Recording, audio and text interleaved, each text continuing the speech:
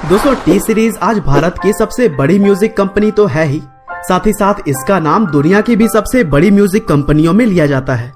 और 60% market share के साथ टी सीरीज आज उस मुकाम पर पहुंच चुकी है जहां से इसके लिए सिर्फ और सिर्फ कामयाबी ही बचती है। और दोस्तों इस म्यूजिक कंपनी को एक छोटे बिजनेस से शुरुआत करके कामयाबी की नई बुलंदियों तक ले जाने वाले का नाम था गुलशन कुमार, जिन्होंने अपने शुरुआती जीवन में बहुत ही संघर्ष किए, लेकिन समय बीतने के साथ ही उन्होंने अपनी मेहनत के दम पर कामयाबी की नई इबारत लिख दी।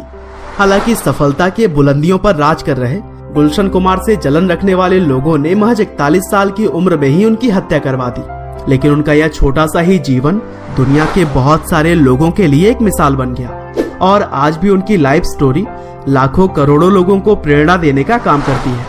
तो चलिए दोस्तों, आज की इस वीडियो में हम टी सीरीज की पूरी कहानी जानते हैं कि किस तरह से एक समय जूस बेचने वाले लड़के ने ऐसी म्यूजिक कंपनी बनाई जो न केवल भारत बल्कि पूरी दुनिया की one of the largest music record label बनकर सामने आई। तो दोस्तों इस कहानी की शुरुआत होती है 5 मई 1956 से, जब नई दिल्ली के पंजाबी हिंदू परिवार में गुलशन कुमार दुआ का जन्म हुआ। उनके पिता का नाम चंद्रभान कुमार दुआ था, जो कि दिल्ली के दरियागंज इलाके में जूस बेचने का काम किया करते थे। और फिर अपने पिता का हाथ बटाने के लिए गुलशन कुमार ने भी बचपन से यही काम करना शुरू कर दिया था। हालांकि आगे चलकर जूस के काम में फायदा बहुत ही कम हो जाने की वजह से उन्होंने ऑडियो कैसेट्स बेचने का काम शुरू किया और उस टाइम ऑडियो कैसेट्स मार्केट में नया नया आने की वजह से उनका यह बिजनेस बहुत ही जल्द चलने लगा। और फिर कुछ पैसे इकट्ठे हो जाने के बाद से उन्होंने नोएडा में भी अपना काम बढ़ाया और सुपर कैसेट्स इंडस्ट्रीज नाम से एक म्यूजिक कंपनी की शुरुआत कर दी। और फिर कुछ समय के बाद से उन्हें यह एहसास हुआ कि अगर बॉलीवुड इंडस्ट्री से जुड़े हुए कोई भी बड़े काम करने हैं तो उसके लिए उन्हें मुंबई शिफ्ट होना ही पड़ेगा।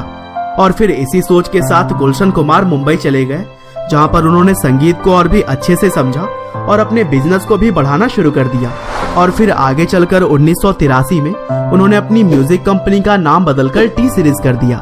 और दोस्तों टी सीरीज ने पहली बार अपना ओरिजिनल म्यूजिक 1984 में लल्लू राम नाम की फिल्म से दिया था। हालांकि शुरुआती समय में टी सीरीज की ऐसी कोई भी एल्बम नहीं आई जो कि कंपनी को एक नई पहचान दिलवा सके। और इस दौर में खुद गुलशन कुमार के गाए हुए कई सारे भजन कंपनी अपने लेवल के अंतर्गत रिलीज करती रही और वो सभी भजन आज भी लोगों के द्वारा सुनने को मिली जाती है।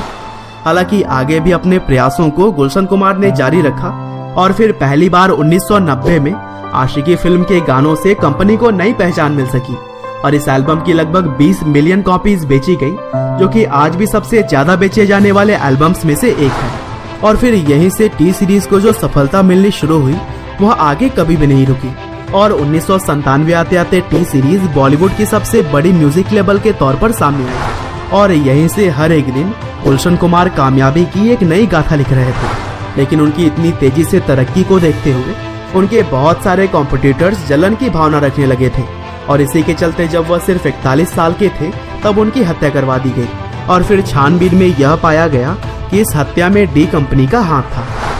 और जब उनकी हत्या हुई थी तब सुदेश कुमारी यानी कि उनकी वाइफ से उन्हें एक लड़का और 2 लड़कियां थी, जिनमें लड़के का नाम भूषण कुमार और लड़कियों का नाम तुलसी और खुशहाली है। और फिर गुलशन कुमार के मृत्यु के बाद से टी सीरीज को आगे बढ़ाने की जिम्मेदारी उनके भाई किशन कुमार और बेटे भूषण कुमार ने संभाल ली। और फिर इन्होंने भी समय के साथ बदलाव कर गुलशन कुमार के इस म्यूजिक एम्पायर को और भी ऊंचाइयों तक पहुंचाया। और चूंकि गुलशन कुमार के बेटे भूषण कुमार एक नई उम्र के युवा थे, इसीलिए उन्होंने अपनी समझ से टेक्नोलॉजी के इस्तेमाल पर जोर दिया और यही वजह है कि आज भी टी सीरीज देश का नंबर 1 म्यूजिक रिकॉर्ड लेबल है। और दोस्तों 13 मार्च 2006 को टी सीरीज का यूट्यूब पर भी चैनल बनाया गया, जो कि आज पूरी दुनिया में यूट्यूब का दूसरा सबसे बड़ा चैनल है। हालांकि चैनल बनाने के 4 साल के बाद से यानी कि 2010 में टी सीरीज ने अपना पहला वीडियो अपलोड किया था और इस चैनल पर फिलहाल 65 मिलियन से भी ज्यादा सब्सक्राइबर्स हो चुके हैं, जो कि शायद आपके वीडियो देखते समय और भी बढ़ चुके होंगे, क्योंकि हर दिन इस चैनल के साथ 1,50,000 नए सब्सक्राइबर जुड़ते हैं। और इस कंपनी ने जनवरी 2018 से जुलाई 2018 के बीच सिर्फ अपने यूट्यूब चैनल से ही करीब $100 मिलियन की कमाई की थी। हालांकि दोस्तों अंत में बस मैं यही कहना चाहता हूँ कि टी सीरीज कंपनी हर उन युवा के लिए एक मोटिवेशन है जो कि फिलहाल अपनी लाइफ में स्ट्रगल कर रहे हैं, क्योंकि गुलशन कुमार अगर जूस बेचने से लेकर सबसे बड़ी म्यूजिक कंपनी खड़ा कर सकते हैं तो आप क्यों नहीं। उम्मीद करते हैं कि गुलशन कुमार की इस लाइफ स्टोरी को जानकर आपको भी कुछ न कुछ सीखने को जरूर मिला होगा। आपका बहुमूल्य समय देने के लिए बहुत बहुत धन्यवाद।